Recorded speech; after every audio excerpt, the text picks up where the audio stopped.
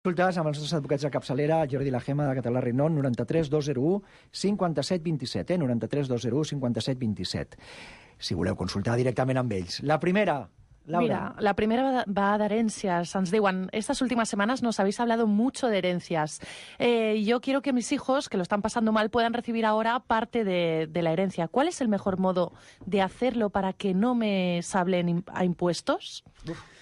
Aviam. Yo lo entiendo. Se llama complejo, ¿eh? Donación, ¿no? Sí, Claro, sí, claro. El recurs és una donació i el que sí que és veritat és que darrerament s'han posat algunes avantatges per afavorir aquesta situació. És a dir, per exemple, si el que es vol és donar-li una vivenda, doncs hi ha exencions en aquesta donació.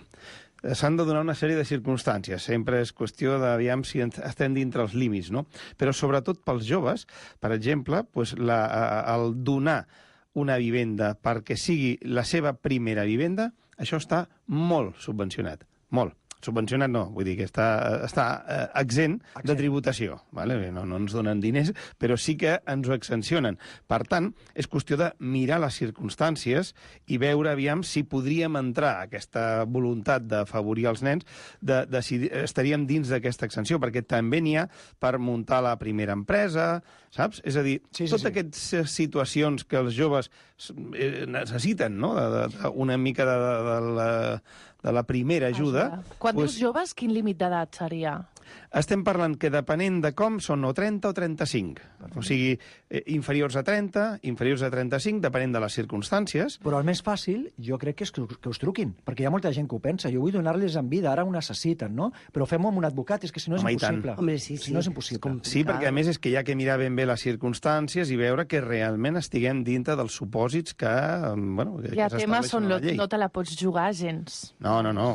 Doncs repeteixo el telèfon de Català Renon, ja us ho vaig dient, perquè els truqueu i parleu amb ells, i si us trobeu en una situació similar o voleu deixar ben lligada l'herència, doncs els truqueu. 93 201 57 27. És que hi ha molta gent que parla d'herències. També tenim una altra. Diu, mi abuela que acaba de morir y su hermana dice que no quiere dar dinero a nadie. Lo ha sacado todo de la cuenta, mis hijos son herederos, pero la albacea aún no ha hecho nada y han sacado todo el dinero de la cuenta bancaria.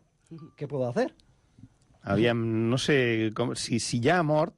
Y la germana es bucanat, ha tret tota la pasta. Claro, pero eso queda justificación, es decir, que en el momento en que los herederos hubiera alguien de los otros herederos con derecho a heredar parte de ese dinero, se puede pedir al banco judicialmente pues todos los movimientos que han habido y quedar acreditado. El problema es si se lo ha gastado. Claro, si se lo ha gastado tienen un problema, ¿eh? Muy problema grande. Claro, pero si no se lo ha gastado... Bueno, oye, le pueden embargar el piso, por ejemplo, si tiene un piso, ¿no? Claro, el problema es que si una señora mayor no tenga dinero, no tenga piso, entonces dices, ay, pero no difícilmente, no? Sí, entonces, tot el que és de bancs, o sigui, home, una altra cosa són les típiques caixes de seguretat o joies que tenien el domicilio, aquí sí que es pot complicar una miqueta el seguiment, però tot el que són bancs, mira, la setmana que ve tenim un procediment que hem demanat al jutge que demani els darrers 10 anys, perquè així és el que posa la llei, perquè hi ha suficients indicis de que s'han tocat diners que no corresponia, que eren del testador, en aquest cas, no? del que ha mort, i doncs, ens donen 10 anys d'informació dels moviments. D'informació de les comptes bancàries del que ha mort. Doncs és a dir, que jo crec que allà trobarem... Trobareu suc, eh? Prou cosa de la que estàvem seguint. Tema herències, ja sabeu que són especialistes, tenen molts departaments dins del despatx, 93 201 57 27. Problema d'IRPH. Sí, parlant de bancs, ens diuen tengo en mi hipoteca IRPH, nadie del banco me avisó en su día y no tengo conocimientos de economía, com tanta altra gent, jo, per exemple. ¿Podemos reclamar algo si os llevo mi hipoteca y los recibos?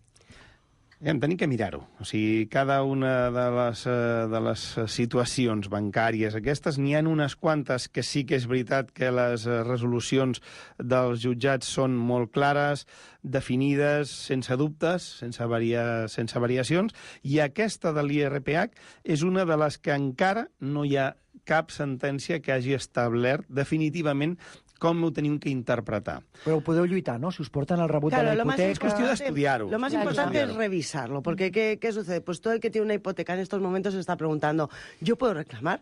Oye, pues que vengan, que lo miramos. Que no- Salir de dudas es lo mejor. ¿Se Claro, lo miráis yo- gratis a cualquiera que venga Claro, a consultar? claro. se lo miramos gratis y a partir de ahí vemos la conveniencia pues desde hacer Veis una si hay pericial posibilidades. a no hacerla. Todas las opciones que hay, guiamos y al menos te quedas con ya la solución de tu duda, ¿no? ¿Podré? ¿Yo? ¿No podré? Claro. L'IRPH moltes vegades està combinat també amb clàusula sol. O sigui, Clar. hi ha les dues opcions i llavors dius... O la bueno, multidivisa, ¿no? O sea, hi ha moltes coses que es poden Ui. reclamar, també. Sí, sí, la multidivisa també són escritures que no s'entenen quasi...